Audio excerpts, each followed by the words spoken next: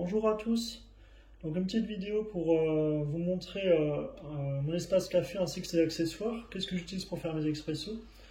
Alors, toujours ma Pavoni avec ses options telles que la mesure de pression lors de l'extraction, la buse à un seul trou, ce qui permet d'avoir... à l'origine c'est 3 trous, donc là c'est un seul trou, ce qui permet de faire mousser le lait un peu plus facilement.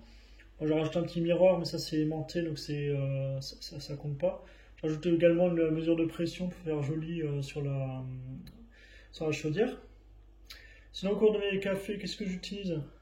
Alors, j'ai des petits pots doseurs qui permettent de peser à l'avance mon café, la balance bien sûr, un tampeur de Norcorm qui dispose d'un ressort à l'intérieur, donc c'est un peu comme s'il était dynanométrique, mais même si ça n'est pas réellement, la pression est toujours la même. C'est réglé par un ressort qui est interchangeable. Des différents systèmes qui permettent de répartir le café. Alors j'ai l'outil WD d'origine, c'est-à-dire avec les fils de fer. J'ai également celui qu'on va dire un peu classique, qu'on voit depuis plusieurs années sur les sites de vente avec l'espèce d'ailette qui permet de répartir le café. Donc je vais vous montrer un peu la différence. Et j'ai acheté ça également assez récemment. Donc on va dire que ça fait un peu un mix des deux. Donc c'est un système DT avec qu'on pose en fait, et puis après ça tourne. Donc je sais pas si vous voyez sur la caméra. Donc on peut on peut régler la profondeur de cet outil. Et donc quand on le pose sur le porte-filtre, eh bien ça permet de répartir le café de façon uniforme. Alors, il y a en résultat en tasse aucune différence entre ces trois systèmes. C'est juste qu'à l'utilisation, ça va être à la préférence de l'utilisateur. Après, en moulin à café, alors j'ai toujours mon Apollo B+, là qu'on voit pas sur le plan de la vidéo, un Z-Presso J-Max sur lequel j'ai changé le pommeau pour faire un peu plus joli. Il est plus gros qu'à l'origine. J'utilise un moulin à café niche 0 en électrique. Alors j'ai essayé des moulins à molle plate, j'ai été moins fan. Moi j'ai toujours préféré un peu les meules coniques, et on va dire qu'en résultat en tasse, j'ai pas de différence entre Apollo niche 0, Kinu M47 niche 0 ou alors un Z-Presso J-Max niche 0. Après, pour l'extraction, je ne sais pas si vous pouvez le voir sur la douchette, peut-être en zoomant un petit peu vous verrez. Là c'est directement le piston qui est en contact à l'extérieur. Pourquoi? Eh bien en fait j'ai enlevé la douchette car j'utilise des systèmes de plug screen qu'on va déposer sur la galette de café avant l'extraction. Il en existe plusieurs, ça s'est un peu démocratisé ces derniers temps dans le monde du café. J'en ai acheté un premier prix, donc à 5 € à peu près sur AliExpress, pour le comparer avec, on va dire, le haut de gamme, donc ceux de B+, qui eux sont vendus aux alentours de 35 €. Il y a, en résultat en tasse, franchement, pas de différence perceptible. C'est la même chose. Ce que je conseille de prendre comme plug screen, c'est quand même quelque chose d'épais. Là, c'est 1,7 voire 2 mm. Et en maillage, environ 150 micromètres. Il existe d'autres formats, mais moi dans ce que j'ai testé, il n'y a aucune différence que j'ai ressenti, en tout cas en tasse ou en résultat sur la galette, entre un premier prix AliExpress et un B+ haut de gamme. Il y en a peut-être de la différence, mais en tout cas moi je l'ai pas ressenti. En accessoire également, j'ai mis la Pavoni sur un système de knockbox tiroir. C'est pratique, petit volume, parce que c'est pas quelque chose qu'on va pouvoir stocker longtemps, sinon le café va finir par moisir. Je crois que j'ai fait le tour. Alors précision tout de même sur tout ce qui est système de petits récipients déjà dosés pour le café. J'avais acheté au départ des systèmes de tubes à essai. Il y a un peu comme sur ce système en fait, tout simplement. On va dire il y a le pas de vis qui est un peu renfoncé sur l'intérieur du tube. Et sur un tube à essai, ça va faire que la sortie est très étroite et donc va bloquer les grains de café. C'est pas idéal.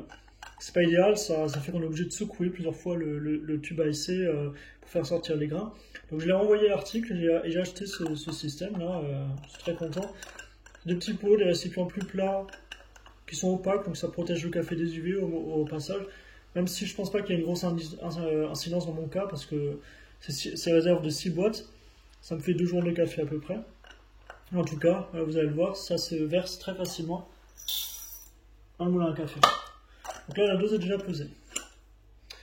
Alors c'est un café qui, je le précise, est très récent, là que j'utilise. Trop récent même pour être utilisé normalement.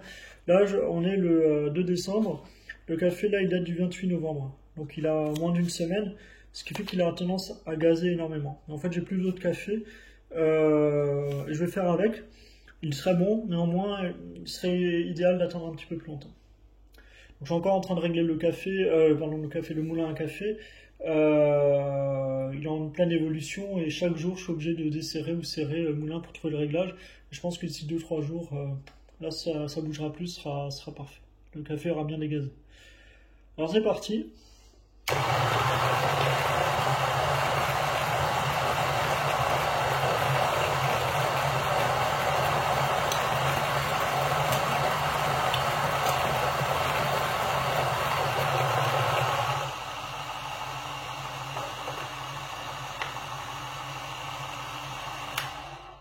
Précision sur le moulin Niche 0, j'ai bien en parler.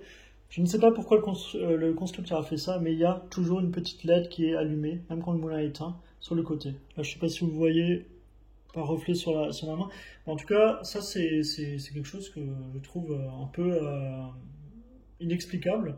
Ça fait qu'il y a les condensateurs qui ont consommé, le moulin consomme que lorsqu'il est en veille, sachant qu'un moulin comme ça, on l'utilise quoi? On l'utilise même pas 1 minute par jour, 2 minutes peut-être, au grand maximum si on enchaîne les cafés. Donc je l'ai mis sur une prise avec un interrupteur pour pouvoir l'éteindre. Ce récipient, il n'est pas d'origine du Niche 0, c'est parce que moi j'utilise de la Pavonie, c'est du 51 mm. Sur le Niche 0, ils fournissent un gobelet équivalent, mais en 58 mm. Donc là, pour que ça puisse bien aller sur le porte-filtre, moi j'ai racheté un petit gobelet. C'est une option, hein, mais c'est pas quelque chose d'indispensable. Hop, après on retourne. Et voilà. Alors, là, je l'utilise lorsque je fais mes cafés, toujours ce système en premier. Et après, je finis avec le système, on va dire, classique. Donc là, je pose, clac. En fait, ça me permet de casser le monticule qui se forme. Lorsqu'on retourne le pot, il va y avoir un endroit où il va y avoir énormément de café. Donc là, c'est réparti, mais pas encore totalement. Donc moi, après, j'utilise ce système. C'est pas indispensable, c'est tout simplement parce que je l'ai déjà. Après, je tasse.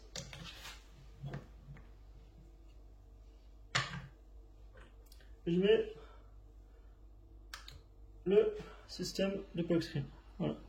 Donc là, le café est prêt à aller dans la machine. Donc en fait, c'est ça qui va faire office de douchette, en quelque sorte.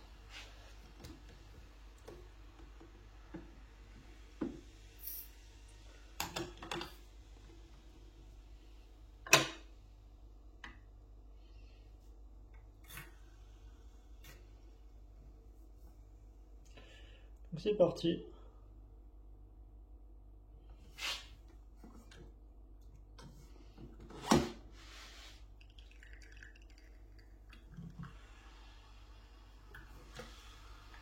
Je recharge le piston.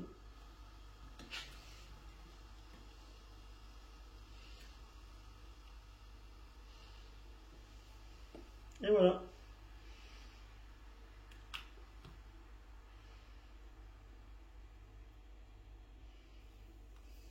Le café est fait. Tel que vous pouvez le voir, il y a énormément de gaz là. Je veux dire, la créma est quand même très épaisse. C'est tout simplement parce que le café n'a pas fini de dégazer. Donc voici l'ensemble des accessoires que j'utilise pour mon espace café. Enfin les principaux du moins, car sous ce meuble café il y a un étage où là il y a les accessoires qui sont un petit peu moins utilisés. En tout cas, je suis très content de mon espace café. Ça fait depuis des années que je le monte petit à petit. Mais en tout cas, je vous dis à bientôt. Je ferai d'autres vidéos lorsque j'aurai d'autres choses à présenter.